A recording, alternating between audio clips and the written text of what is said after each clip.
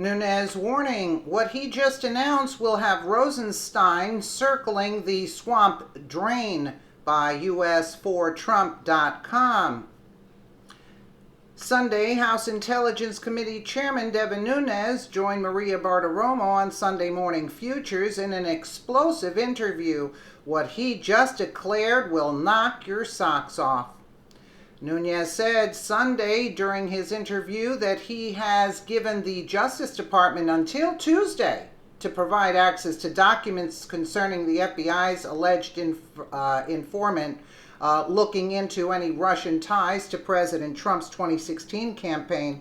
In a letter sent Friday to Deputy Attorney General Rod Rosenstein and FBI Director Christopher Wray, Nunes said the record should be provided to all committee members and designated staff rather than just the so-called Gang of Eight, which refers to Republican and Democratic leaders in both houses of Congress as well as top lawmakers from the intelligence panels.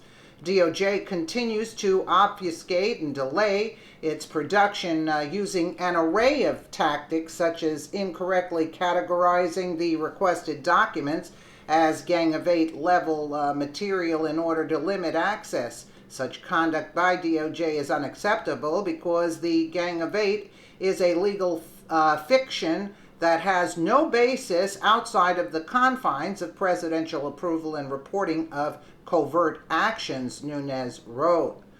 So let's just take a listen instead of me repeating what he said. So let's take a listen. He's Intel Committee Chairman Devin Nunes. And Mr. Chairman, you were just saying a moment ago that we could clear all of this up this week if you were to review the documents. Are you telling us you have yet to see the documents that you've requested from the Department of Justice, which gives you a timeline into how this investigation into the Trump campaign started? That is correct. So last August, we issued a subpoena. We should have been provided all of this information that we've been asking for over and over and over again. We issued a new subpoena. And so now we've been waiting. We've attended 2 briefings. They were very small briefings, not a lot of information, but we were happy. It was progress. We believe that there are some documents, information that we will review this week.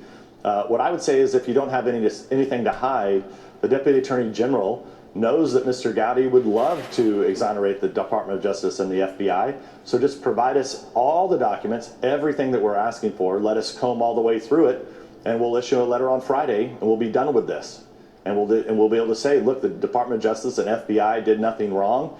There was no FISA abuse that occurred here. There was no issue of opening a counterintelligence investigation into a campaign. There was no issue with looking at how that investigation was opened, if there was any Five Eyes intelligence that was actually used to open this investigation. We'd like to see it because we have yet to see it. Those are all outstanding questions, not to mention the questionable timeline of the briefings that we have had where we know that the counterintelligence investigation was opened in late July.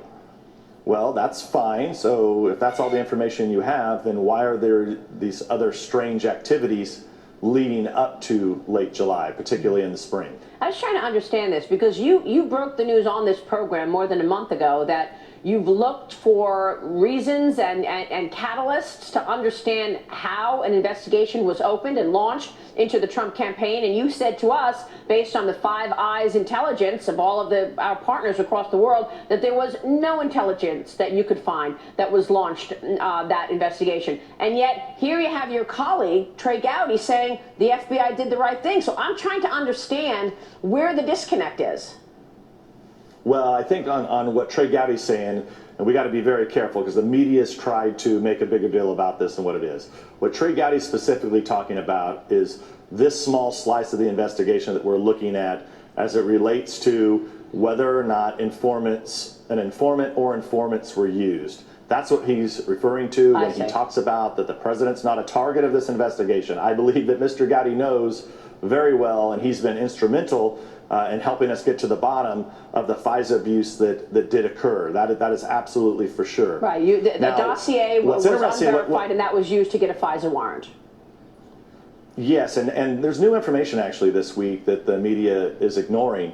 So the New York Times has reported in the past that the Australian ambassador, Australian High Commissioner, is the one that brought this to the attention of the United States government. Now, typically that would have gone through FBI channels. It would have went through the embassy in London, and it would have came across officially, and it didn't. across the pond officially. That's what and it didn't, and that's what we would like to have seen. Now, this week, we now know that Mr. Downer, the former Australian ambassador, High Commissioner in London, said that he had given the information to the Australian ambassador in the U.S. Well, now we know that that's not true. So Mr. Downer now has claimed that in an Australian newspaper, but we now know from sources that have now spoke to different media outlets, the Australians are denying that that's how this happened, that the Australian ambassador in the United States had nothing to do with this. And quite frankly, that's what we want our partners in Australia to do. We don't think that they should be investigating or looking into political campaigns and then willy-nilly throwing that information over to the U.S. government and then opening investigations into political campaigns. That's not what we want to see. If the president is not a target, why are we talking about a potential interview with the special prosecutor? Back to the letter that Fox News has obtained, and that is basically a letter from the senior legal team outlining the reasons why the president should not sit with Robert Mueller and is not going to be subpoenaed and should not be. So if he's not a target, why did they have to send this letter? Well, I agree with you, right? So this is the difference. So Mr. Gowdy believes that he's been told by the Department of Justice on several occasions that Mr. Trump's not a target.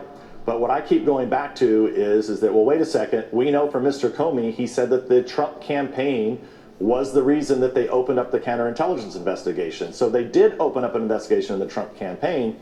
And so, look, maybe I'm not a lawyer. Maybe there's a legal definition as to why he's not part of this. However, I don't think that's the case here. I mean, I just think that it's impossible to believe in normal America, if you open up into the Trump campaign, you absolutely are opening up into Donald Trump himself. That's my opinion. Mr. Gowdy doesn't think so. He's a lawyer. He's worked with DOJ. I don't know who's right, but it's one of the things that we have to get to the bottom of. You are investigating the State Department right now to try and understand how the information has flowed, ultimately getting to the FBI to launch this investigation. What can you tell us about your investigation into the State Department? Well, that was the new information I was referring to just a little bit ago, is that the New York Times had reported that Mr. Downer, the Australian High Commissioner, had brought this information through official channels, through Five Eyes Intelligence. That didn't happen. We have people in the State Department who say that they were involved. So people in the U.S. State Department have admitted they were involved. So now we're trying to figure out, well, who at the State Department was involved? Did Mr. Downer take this information to the State Department? Is that what happened? And did the State Department then take that to the FBI? Because somehow all the normal procedures and processes were short-circuited in this investigation. And why is this important? It's important because they opened up an investigation into a political campaign, Maria. A political campaign. We're not talking about terrorism. We're not talking about something criminal. They used our intelligence services by opening up a counterintelligence investigation. They did not have to convene a grand jury. None of that had to happen here, which is why it really falls on the House of Representatives. It falls on the Intelligence Committee. And this is why people should be nervous. There's very few people in this country who can actually get to the bottom of what happened here. I prefer not to have to be doing this. There's a lot of important work that we could be doing, but the American people are counting on Congress to get to the bottom of this. We're the only ones with the classification, with the clearances that matter to get to the bottom of this situation. And so even though we don't want to be doing it, we're the ones that have to do it, because if we don't, who will? And I just don't think members, if they're being honest, all the members of my committee don't believe that the counterintelligence capabilities should be used to target a political party. None of my members on the Republican side. Well, as you can see, he's trying to make excuses for Gowdy, because Gowdy is the one that delayed everything. But now he's saying he wants this tomorrow, Tuesday, so let's see what happens. Let me know what you guys think in the comments below. And again, thank you so much for watching.